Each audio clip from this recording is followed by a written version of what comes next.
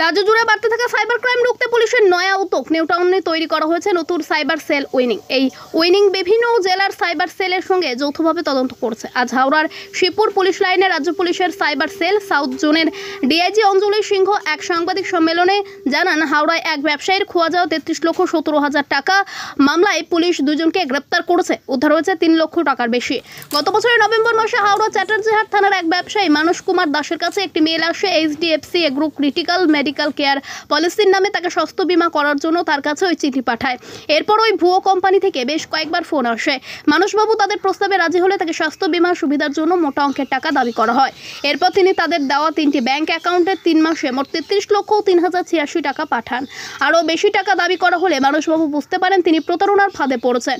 গত 10ই ফেব্রুয়ারি হাওড়ার চ্যাটার্জিহাট থানায় তিনি লিখিতভাবে অভিযোগ দায়ের করেন। পুলিশের পক্ষ থেকে সাইবার প্রতারণার মামলা শুরু হয়। শনিবার রাজ্য পুলিশের সাইবার ক্রাইম বিভাগের ডিআইজি সাউথ জোন অঞ্জলি সিংহ জানিয়েছেন, আগে হাওড়া সিটি পুলিশের সাইবার ক্রাইম সেল এই ঘটনার তদন্ত শুরু করে।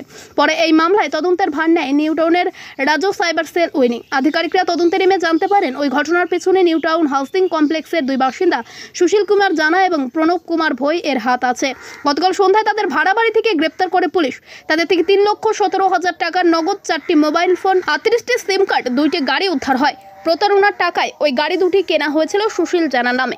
ধৃতদের বিরুদ্ধে প্রতারণা এবার সাইবার আইনের বিভিন্ন ধারায় পুলিশ মামলা শুরু করেছে। ধৃত দুজনের সঙ্গে বিহারের কুখ্যাত জামতারা গ্যাং সহ অন্যান্য আন্তঃরাজ্য পাচার চক্রের সঙ্গে যোগাযোগ আছে কিনা তা খতিয়ে দেখছে পুলিশ। দুজনকে আজ হাওড়া আদালতে তোলার পর পুলিশি হেফাজতের জন্য আবেদন করা হবে।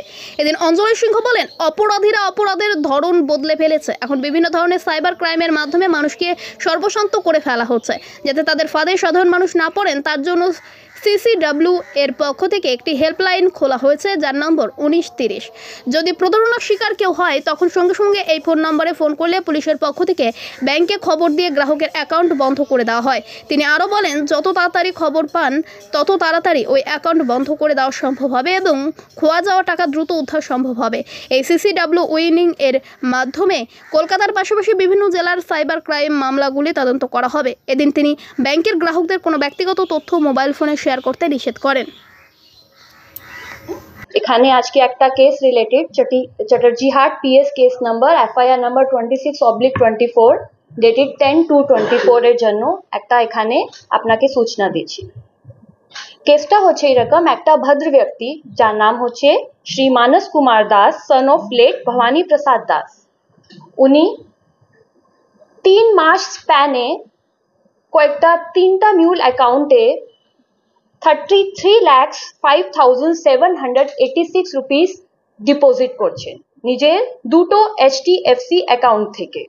কারণ হচ্ছে কি, ওনার একটা HDFC agro critical medical insurance policy ছিল যা ল্যাপস হয়ে গিয়েছিল। উনি একটা ইমেল পাচ্ছেন কি সেই ল্যাপস ইন্স্যুরেন্স পলিসিকে রিনিউয়াল করা যাবে। তারপরে উনি কয়েকটা মোবাইল ফোনে কল পাচ্ছেন, সেই কলে উনি ট্র্যাপ হয়ে যাচ্ছেন। সেই ফ্রডুলেন্ট মানি উনি 3টা অ্যাকাউন্টে ডিপোজিট করছেন। সেই ট্র্যাপে উনি 33,05,786 রুপিস ডিপোজিট করে দিচ্ছেন।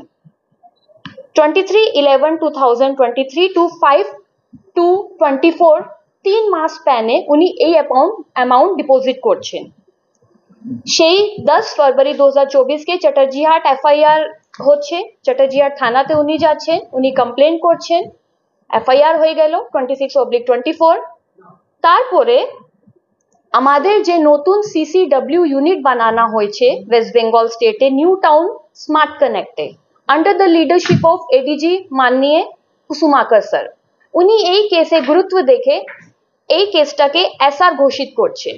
SR ঘোষিত হওয়ার পরে CP হাওড়া এই কেসকে চ্যাটার্জিহাট থানা থেকে হাওড়া সাইবার PS কে শিফট করে দিচ্ছেন।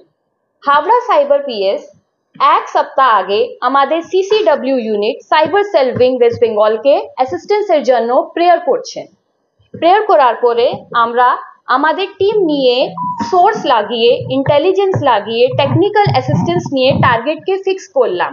টার্গেট ফিক্স করে গত দিন জয়েন্ট টিম একটা বানানো হলো, হাওড়া সাইবার PS এবং CCW উইং একটা টিম বানানো হলো, যেখানে একটা জয়েন্ট রেড করা হলো কালকে দিনে, গতকাল দিন, মানে 12 জুলাই 2024 সেই রেড হচ্ছে নিউ টাউন কমপ্লেক্স হাউজিং কমপ্লেক্সের মধ্যে। সেই রেডের মধ্যে আমরা দুজন এই কেস রিলেটেড মেন আসামিকে ধরলাম, যাদের নাম হচ্ছে সুশীল কুমার জানা, সন অফ সুকুমার জানা, রেসিডেন্স অফ ওড়িশা। অনেকটা আসামি যাকে ধরা হলো এর সঙ্গে Pranab Prakash Bhoi, son of Suresh Chandra Bhoi, residents of Odisha. They both are residents of Odisha but presently staying at New Town, যেখানে কালকে রেড করা হলো আর ওনাদেরকে অ্যারেস্ট করা হলো। এনাদের সঙ্গে অ্যারেস্ট করার পরে আমরা কি কি জিনিস সিজ করলাম তার লিস্ট আমি এখানে বলে দিচ্ছি।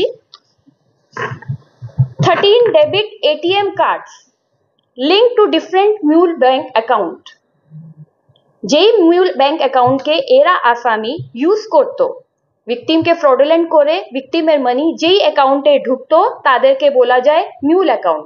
সেই মিউল অ্যাকাউন্টের লিস্ট আমরা 13 ডেবিট ATM কার্ড পেলাম, 38 সিম কার্ড পেলাম, 4 mobile phones, 1 lava keypad phone, Nokia mobile phone, Vivo 5G mobile phone, iPhone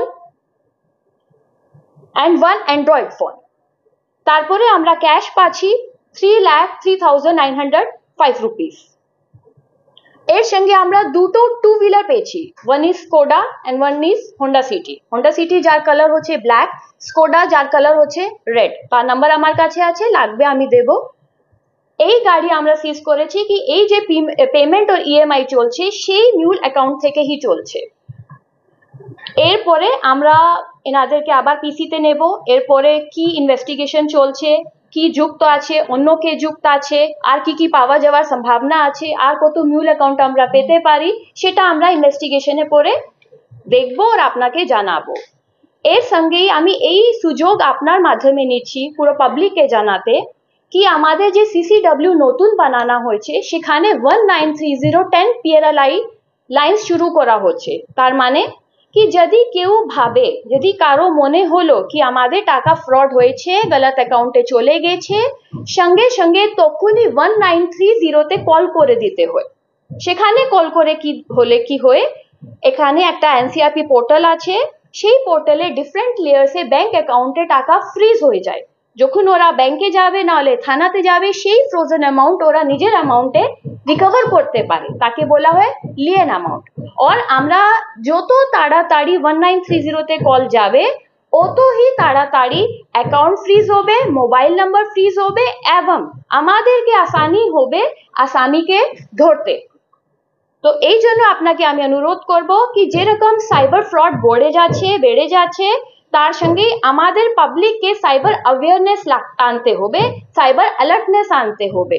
আর যদি মনে হয় কি এটা হয়েছে আমাদেরকে তখনই 1930 তে কল দিতে হবে। Thank you very much. I am asking for you any questions if you have any query.